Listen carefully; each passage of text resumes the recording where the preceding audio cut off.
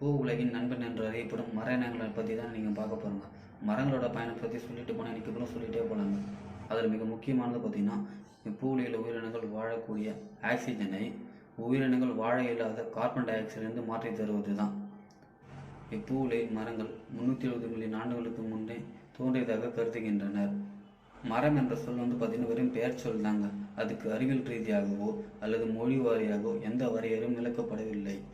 பொதுவாக மரம் என்ற சொல்லுக்கு பார்த்திங்கன்னா தண்டு அல்லது தண்டுகளிலான பொதுவாக கிளைகள் மற்றும் இலைகளை உடைய வற்றாத தாவரங்களாகும் என்பதாங்க பொருள். இப்பூ உலகில் தோன்றிய முதல் மரமாக வாட்டிசாவ் இருக்கலாம் என்று கருதுகின்றனர். இதற்கான புதைப்படிமங்கள் பார்த்திங்கன்னா 2007 நியூயார்க் மாநிலத்தில் டெவோனியில் கண்டுபிடிக்கப்பட்டுள்ளது. 385 ஆண்டுகள் பழமையானவை. அதற்கு முன்பு வரை ஆர்கியோப்டெரிஸான் பூ உலகில் தோன்றிய முதல் மரம் என்று அறியப்பட்டது.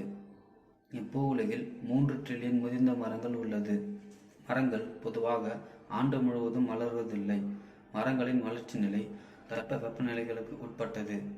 பொதுவாக குளிர்காலங்கள் மற்றும் வறண்ட பருவங்களில் மரங்களின் வளர்ச்சி நிறுத்தப்படும். மரங்கள் தங்கள் சந்ததியை பெருக்க விதைகளை உற்பத்தி செய்கின்றன. இந்த விதைகளை காற்றின் மூலமாகவோ அல்லது நீரின் மூலமாகவோ அல்லது மற்ற உயிரினங்கள் மூலமாகவோ ஓரிடத்தில் இருந்து மற்றொரு இடத்திற்கு பரப்புகின்றன. இவ்வாறு விழுந்த விதைகள் அங்கேயே முளைத்து ஒரு மரமாக மாறி சுற்றுச்சூழலுக்கு நன்மையை சேர்க்கின்றன. மரங்கள் பொதுவாக நிலத்தடி நீரை அதிகரிக்கின்றன. மரங்கள் பறவைகள் மற்றும் விலங்குகள் வாழ்வதற்கான வாழ்வாதாரத்தை கொடுக்கின்றன. மரங்கள் மண்ணரிப்பை தடுக்கின்றன மற்றும் மழையை ஏற்படுவதற்கு மிக முக்கிய காரணியாக அமைகின்றன.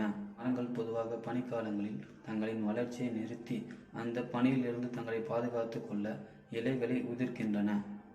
இப்பூமியில் உள்ள உயிரினங்கள் உண்ணும் பழ வகைகளில் அதிகப்படியானவை மரங்களிலிருந்தே கிடைக்கின்றன. எடுத்துக்காட்டாக ஆப்பிள், கொய்யா, பலாப்பழம், மாம்பழம் முதலியன. நம் தமிழ்நாட்டில் முக்கணி என்று போற்றப்படுகிற மா, பலா, வாழை முதலிய பழங்களும் இம்மரத்தினிடமிருந்தே கிடைக்கின்றன. சமையலுக்கு பயன்படுத்தும் லவங்கப்பட்டை லவங்க மரத்திலிருந்து கிடைக்கிறது. ஜாதிக்காய் மரத்தின் உதிர்ந்த ஜாதிக்காய் பழத்தில் உள்ள அதன் விதை. கிராம்பு மரத்தின் பூக்காத மொட்டு ஆகும். மேலும் சாக்லேட்டுகள் தயாரிக்க கோகோ மரத்தின் பழங்கள் பயன்படுகின்றன. மனிதர்கள் தங்களை அழகுபடுத்திக் கொள்ள வெளிப்பூசாக பயன்படுத்தப்படும் அழகு சாதன பொருட்களை தயாரிக்க பயன்படும் மற்றும் தழைகள் இம்மரத்திடமிருந்தே கிடைக்கின்றன. இவ்வாறு மரங்கள் நம் வாழ்க்கையில் இணைந்து பின்னி இருக்கின்றன. மரங்கள் இறந்தவுடன் அவற்றின் உதிர்ந்த தழைகள் நம் பயிர்களுக்கு உரமாகவும் அவற்றின் மீதுமுள்ள கட்டைகள் நமக்கு விறகாகவும் பயன்படுகின்றன. பெரும்பாலும் கிராமங்களில் இன்றளவும் எரிபொருளாக விறகே பயன்படுகிறது. மேலும் நம் கலைப்பொருட்களான சிற்பக்கலைகள் மற்றும் மர சாமான்கள் தயாரிக்கவும் இம்மரங்கள் பயன்படுகின்றன. மனித வாழ்க்கையில் நோய்வாய்ப்படுதல் என்பது ஒரு பகுதியாகும். அப்படிப்பட்ட நோய்வாய்ப்படுதலிலிருந்து நம்மை மூலிகைகள் காக்கின்றன. அம்மூலிகைகள் பெரும்பாலும் இம்மரங்களிடமிருந்து நமக்கு கிடைக்கின்றன.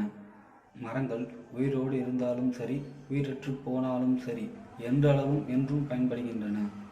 இப்படிப்பட்ட புகழ்பெற்ற மர இனங்களில் ஒன்றான பனைமரமே நம் தமிழ்நாட்டின் அடையாள சின்னமாக உள்ளது. சில மரங்கள் பல ஆண்டு காலம் வாழ்கின்றன. அவற்றின் வயதை கணக்கிட அம்மரத்தின் தண்டில் உள்ள வளையங்களை வைத்து கணக்கிடலாம். மரங்கள் புவி வெப்பமயமாதலை தடுக்கின்றது. சமீப காலமாக புவி வெப்பமயமாதல் அதிகமாக இருக்கின்றது. இதற்கு காரணம் காடுகளின் அழிப்பே ஆகும். எனவே காடுகளில் காப்போம், மரங்களை வளர்ப்போம், புவி வெப்பமயமாதலை தவிர்ப்போம்.